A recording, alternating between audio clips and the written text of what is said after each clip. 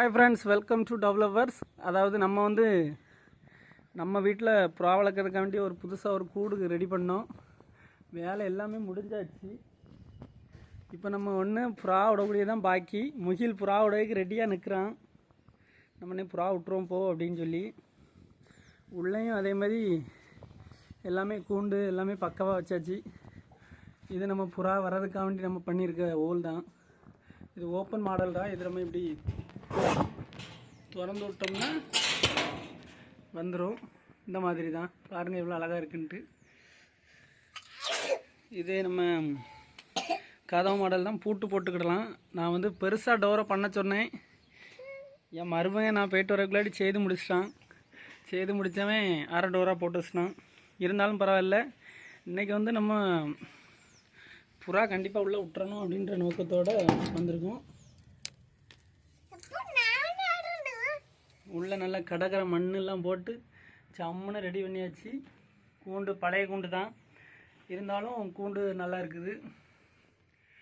அழகாக சூப்பராக 10-15 ஜோடி வளர்க்கலாம். ஃப்ரீயாக எக்கச்சக்கமான இடம் இருக்குது. நம்ம இன்னும் நிறைய புறா வாங்கி போடலான்னு சொல்லி நினச்சிருக்கோம். இன்றைக்கி நம்ம முதல்ல ஒரு ஜோடி புறா கொண்டு வந்துட்டோம்.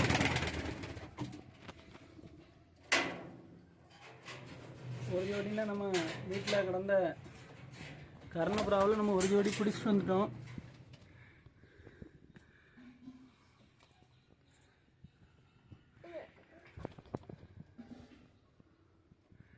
சரி, ஓகே. கண்டிப்பாக இந்த ஒரு ஜோடியை முதல்ல ரெடி பண்ணி விட்டுட்டு அதுக்கப்புறம் ஒவ்வொரு ஜோடியாக பிடிக்கலாம் அப்படின்னு சொல்லி